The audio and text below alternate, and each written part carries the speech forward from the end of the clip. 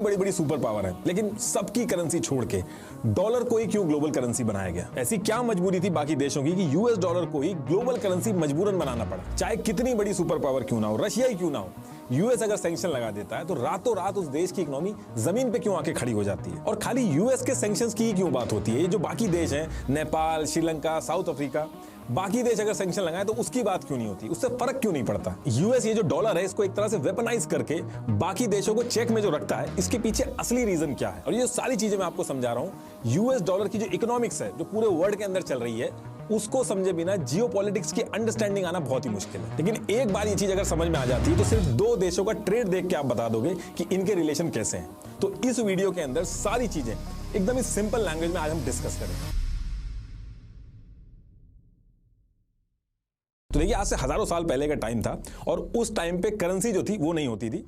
उस टाइम पे लोग बार्टर सिस्टम करते थे, मतलब कि किसी के पास अगर टमाटर है, उसको चावल की जरूरत है, तो उसने जिसके पास चावल है उसको टमाटर देके चावल ले लिया। इसी तरीके से अपनी जरूरत के हिसाब से लोग गुड्स और सर्विसेज एक्सचेंज करते थे उस टाइम पे। तो अब होता क्या है कि ये जो तरीका ये लोग यूज कर रहे थे बार्टर सिस्टम वाला, इसमें छोटे अमाउंट पे लेन देन करना तो ठीक था, लेकिन जब बड़े अमाउंट में डील करना होता था तो दिक्कत आती है। ये जो टमाटर है, चावल है, ये सारी चीजें हैं, तो ये कुछ टाइम के बाद खराब हो जाती थी। तो लोगों के पास बड़े और लॉन्ग टर्म के लिए ट्रेड करने में बहुत ज्यादा दिक्कत आती थी। लेकिन इसके कुछ टाइम बाद लोगों ने इसका भी सोल्यूशन निकाला। उन्होंने ऐसी चीज में डील करना चालू किया जो खराब ना हो, जैसे valuable metals, gold, silver, copper, इसमें ट्रेड करना स्टार्ट किया। तो इसके बाद होने क्या लगा कि आप इसको संभाल के रख लो और जितना मर्जी टाइम तक के लिए रखो, ये खराब तो होगा नहीं।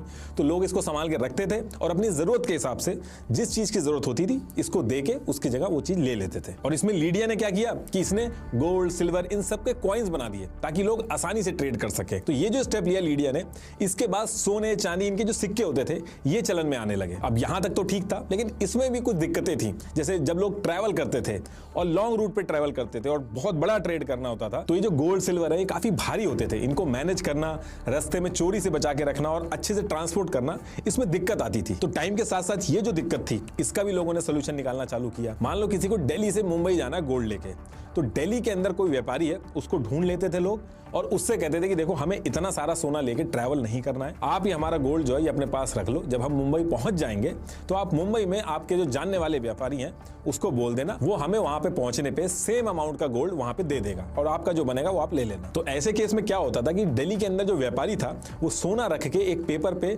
मोहर और साइन करके आपको दे देता था। फिर आप वो पेपर लेके मुंबई पहुंचते थे और मुंबई पहुंचने के बाद वो जो पेपर था जिसपे स्टैंप और साइन लगा के उस व्यापारी ने दिया था, वो आप मुंबई के व्यापारी को दिखाओ और वहां से सोना ले लो। रास्ते की जो गोल्ड की और सिल्वर की चिंता करनी होती थी वो इससे खत्म हो जाती थी। आजकल का जो आपने हवाला का काम सुना होगा वो भी इसी पुराने सिस्टम पे बेस्ड है। और ये जो साइन और स्टैंप लग के पेपर मिलता था गोल्ड के बदले, आगे चल के यही करेंसी बनता है। ये जो आज भी आप नोट पे लिखा हुआ देखते हो कि मैं धारक को इतना रुपए देने का वचन देता हूं, ये यही तो है। अब इसमें आपका एक क्वेश्चन हो सकता है कि आज की डेट में अगर 500 का नोट है तो उसको गोल्ड में तो कन्वर्ट कर नहीं सकते, खरीद सकते हैं जाके जो भी रेट चल रहा होगा, लेकिन वो कन्वर्टेबल तो नहीं है। तो देखिए, अभी आगे आपको सारी चीजें समझ में आ जाएंगी कि ऐसा क्यों हुआ। तो देखिए, उस पर्टिकुलर टाइम पे इस तरीके से लोग ट्रेड तो कर रहे थे, लेकिन ये जो पूरा सिस्टम था ये अनऑर्गेनाइज था। एक आदमी दूसरे आदमी पे बस ट्रस्ट करके काम कर रहा था। तो बहुत सारे लूप होल थे इसमें। धीरे धीरे इसको ऑर्गेनाइज करने की तरफ ध्यान दिया गया और सबसे पहले ईयर 1154 में चाइना के अंदर एक आदमी था, वेनयान लियांग। इसने चाइना की अथॉरिटी के साथ मिलकर एक ऑर्गेनाइज तरीके से इस पूरे सिस्टम को इंप्लीमेंट किया। इसने क्या किया, इसने चाइना के अंदर इसी काम के लिए बैंक बना दिए। चाइना के अंदर लोग बैंक के अंदर जाते थे, अपना गोल्ड जमा करते थे और उसके बदले एक बैंक नोट ले आते थे। तो जब ये होने लगा तो जो लोग ट्रेड करते थे उनकी टेंशन दूर हो गई थी। उनको अब सोना ले लेके घूमने की जरूरत नहीं थी। उनको पता था कि उनके पास बैंक का नोट है, जब भी वो चाहेंगे बैंक में जाके सोना अपना ले लेंगे। उनको बस बैंक नोट के अंदर ट्रेड करना होता था। तो देखिए, उस टाइम पे इस तरीके का जो ट्रेड था वो स्टार्ट हो गया था।